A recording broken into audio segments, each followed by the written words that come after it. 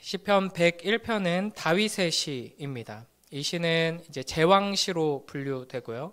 그 내용은 이상적인 왕의 신앙 고백 그리고 통치 선언이라고 할 수 있습니다. 그래서 마틴 루터는 이 시를 다윗 왕의 거울이라고 불렀습니다. 앞선 이 시편 90편부터 100편에서는 하나님의 우주적인 통치에 대해서 노래했습니다. 그리고 이어서 이제 시편 101편에서 이 땅에서 하나님의 통치를 실현하도록 하나님께서 세우신 인간 왕의 이 통치에 대한 노래가 이어지고 있는 것입니다. 그래서 찰스 스펄전 목사님은 이렇게 말했습니다. 이 시편은 하나님의 마음을 따르는 사람이 이스라엘의 왕이 되려고 할 때 만든 시편입니다. 다윗은 온통 정직하고 단호하고 경건하며 교활함이나 흔들림의 흔적이 없고 주님께서 그를 왕으로 세우셨고 그는 그것을 알고 있으므로 모든 일에 주님께서 직접 선택하신 군주가 되는 것처럼 행동하려고 합니다. 이 시를 경건한 결심의 시라고 부른다면 우리는 아마도 더 쉽게 기억할 수 있을 것입니다. 그래서 우리는 이 하나님 앞에 선 다윗 왕의 고백, 하나님 진정한 왕이신 하나님께서 나를 왕으로 세우셨으므로 나는 그 왕이신 하나님의 통치를 이 땅에 실현하고자 한다라는 이 결심의 고백을 통해 예수 그리스도를 통해 왕같은 제사장으로 부름받은 우리가 이 땅에서 그 하나님 나라의 왕으로서 어떻게 살며 어떻게 통치해야 할 것인가 그 지혜와 능력을 얻는 시간이 되길 주님의 이름으로 축복합니다. 그래서 1절, 2절에서는 먼저 1절을 보면 이렇게 노래합니다. 내가 인자와 정의를 노래하겠나이다. 여호와여 내가 주께 찬양하리이다. 다윗은 인자와 정의를 노래하겠다라고 말합니다. 인자와 정의, 이것은 온 세상의 진정한 왕이신 여호와 하나님의 통치를 설명하는 가장 중요한 특징적 표현입니다. 하나님께서는 자신의 백성들을 언약에 따라서 사랑과 성실로 돌보시고 또 구원하시고 인도하십니다. 또 온 세상을 공평과 정의로 다스리시죠. 이 거룩하고 완전한 통치를 성경은 인자와 성실 그리고 공의와 의라고 주로 표현하고요. 시인은 이것을 요약해서 인자와 정의, 사랑과 정의라고 말하고 있는 것입니다. 그러니까 다윗은 지금 자신이 어떤 왕인지를 정확하게 알고 있는 것이죠. 이 세상의 다른 왕들처럼 내 마음대로 통치하면서 내 뜻을 이루는 것이 아니라 하나님의 말씀을 따라 통치함으로써 하나님의 그 사랑과 공의를 실현하는 것이 이 왕의 자리에 가장 중요한 의미다 하는 것을 다윗은 분명히 알고 그것을 소원하면서 지금 노래하는 것입니다. 그래서 2절에서는 이렇게 노래합니다. 우리 2절 함께 읽습니다. 시작. 내가 완전한 길을 주목하오리니 주께서 어느 때나 내게 임하시겠나이까. 내가 완전한 마음으로 내 집 안에서 행하리이다. 아멘. 완전한 길을 주목하겠다라는 말 또한 하나님의 완전하신 그 통치를 항상 바라보며 따르겠다는 결심의 표현입니다. 하나님의 통치를 이 땅에 실현하는 거룩한 왕에게 가장 중요한 것은 하나님을 바라보는 것입니다. 하나님과 동행하며 그 말씀을 따라 나아가는 것이죠. 그래서 다윗은 주께서 어느 때나 내게 임하시겠나이까 라고 말하고 있습니다. 하나님께서 나와 항상 함께 하시며 나의 발걸음을 인도하시고 지키지 않으시면 나는 이 길을 갈 수 없습니다 라는 고백인 것이죠. 우리도 나에게 주어진 인생의 걸음걸음, 또 오늘 하루 이 일상의 한 걸음을 내 뜻을 이루는 내 힘으로 나아가는 걸음이 아니라 하나님의 뜻을 이루는 하나님의 영광스러운 왕의 한 걸음이 되기를 소원하며 나아가야 할 것입니다. 진정한 왕이신 그 하나님의 인도하심과 동행하심을 구하며 나아가는 복된 우리 모두가 되길 축복합니다. 2절 후반부를 보면 다윗은 내가 완전한 마음으로 내 집 안에서 행하리이다 라고 고백합니다. 온 나라를 통치하고 다스리기에 앞서 내 집 안에서 먼저 하나님의 말씀에 귀 기울이고 하나님과 동행하며 순종하겠다는 말이죠. 그래서 이제 어떤 신학자는 이 시편 101편의 제목을 수신제가 치국 평천하 이렇게 짓기도 했습니다. 물론 여기서 이제 다윗이 말하는 내 집의 궁극적인 의미는 이제 언약 공동체를 지칭합니다. 그러니까 단순히 다윗의 가정, 식구들이 아니라 이제 하나님께서 다윗의 집을 세우시겠다는 그 언약을 근거로 해서 하나님의 집을 의미하는 것이죠. 그러나 우리는 여기서 이제 내 집이라는 표현을 좀 좁은 의미로 우리가 적용적으로 해석할 필요가 있을 것 같습니다. 그러니까 우리는 우리가 하나님 나라의 왕으로서 하나님 나라를 이 땅에 실현하고 하나님의 통치를 실현하는 데 있어 가장 중요한, 가장 먼저 정복하고 회복해야 할 그 전투의 영적 전투의 최전방이 어디인가 다름 아닌 우리 가정이다 하는 것을 기억해야 할 것입니다. 우리의 가정 안에 또 사랑하는 가족들 가운데 이 하나님의 나라가 임하도록 거룩하신 하나님의 통치가 실현되도록 우리가 왕으로서 섬겨야 하는 것이죠. 진정한 왕이신 예수 그리스도를 따라서 우리 가정을 위하여서 기도하며 가정 안에서 우리의 모습이 더욱 예수님을 닮아가기를 소원하며 기도하는, 그래서 그 말씀을 따라 더욱 겸손히 섬기고 사랑하고 희생하고 용서하며 나아가는 복된 우리 모두가 되길 축복합니다. 이어지는 3절부터 8절에서는 이제 왕으로서 멀리하고 배척할 것들 그리고 가까이 할 것들에 대해서 이렇게 선포하면서 다짐하고 있습니다. 3절을 보면 나는 비천한 것을 내 눈앞에 두지 아니할 것이요 배교자들의 행위를 내가 미워하오리니 나는 그 어느 것도 붙들지 아니하리이다 라고 말합니다. 여기서 비천하다 하는 말은 악하고 쓸모없고 또 무가치한 것을 의미하죠. 하나님께서 무가치하고 천한 것을 인정하지 않으시는 것처럼 다윗도 이 세상의 시각으로 이 세상의 기준으로가 아니라 하나님의 기준을 따라서 그렇게 무가치한 것들을 허용하지 않겠다라고 말하는 것입니다. 그리고 배교자들의 행위를 미워하겠다라고 이야기하죠.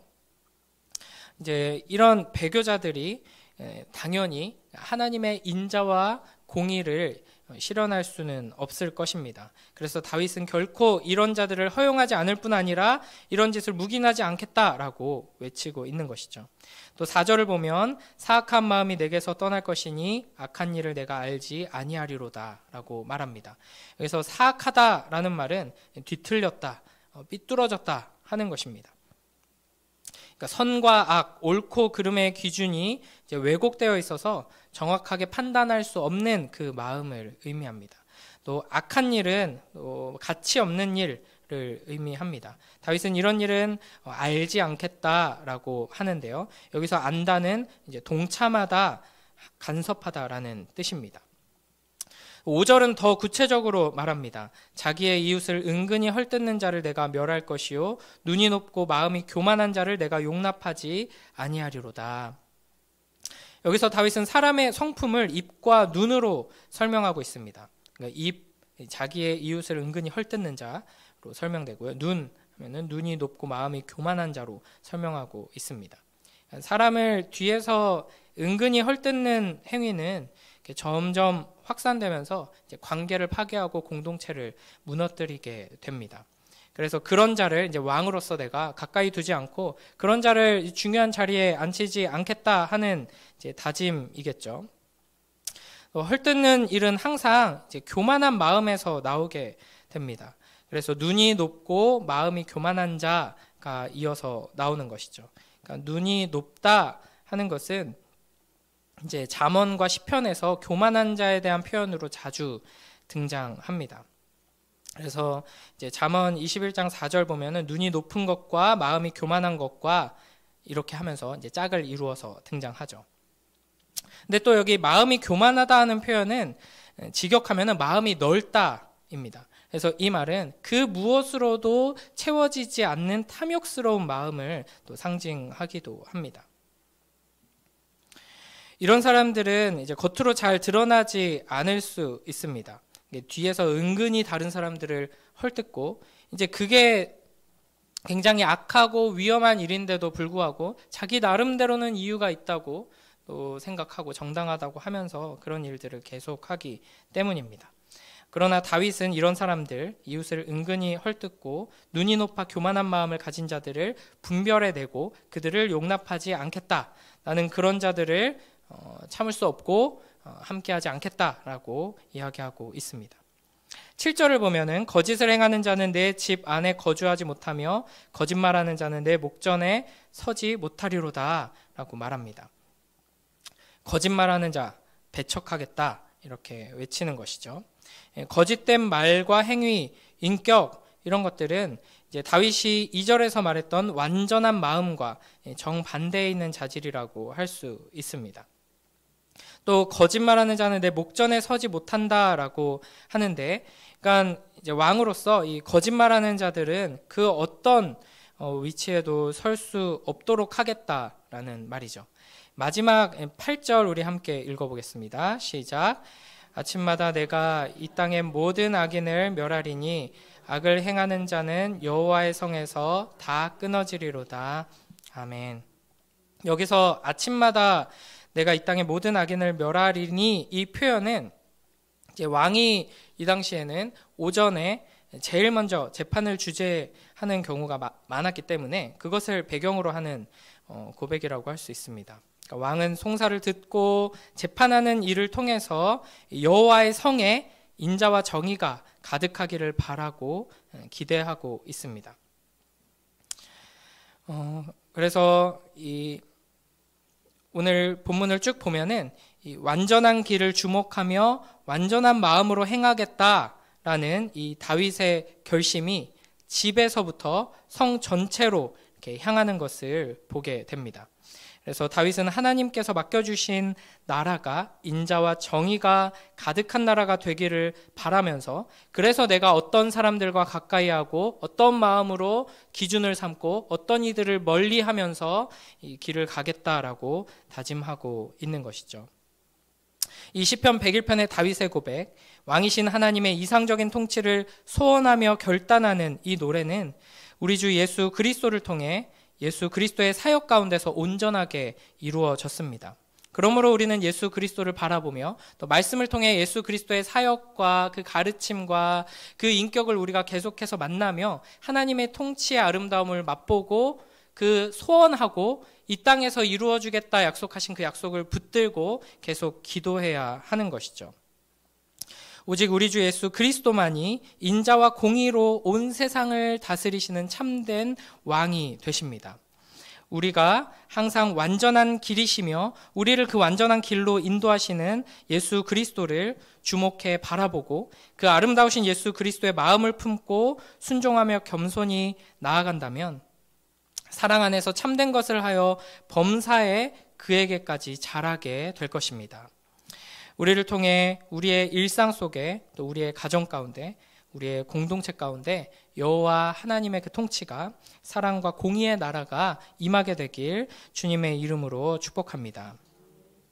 또 이 땅 가운데 우리를 통해 하나님의 나라가 그 통치가 실현되기를 소원하며 우리를 부르신 그 자리에서 다윗과 같이 충성되게 또 거룩하게 의롭게 사랑으로 행하기를 이 시편의 고백을 나의 고백으로 삼아 하나님 앞에서 다짐하고 또 결심하고 서로 격려하며 나아가는 복된 우리 모두가 되길 주님의 이름으로 축복합니다. 기도하겠습니다. 하나님 아버지 감사합니다. 이 시간 하나님 앞에 선 다윗 왕의 고백을 통하여서 주님께서 우리를 이 땅 가운데 왕으로 삼으시고 예수 그리스도의 그 왕직에 동참케 하심을 기억하며 우리도 함께 고백하게 하시니 감사합니다.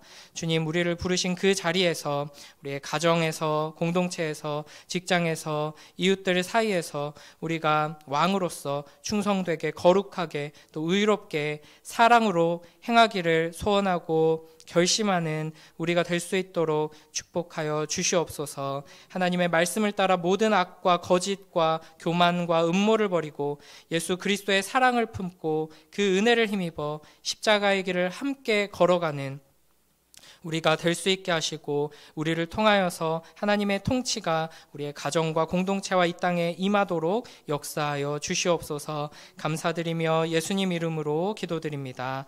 아멘.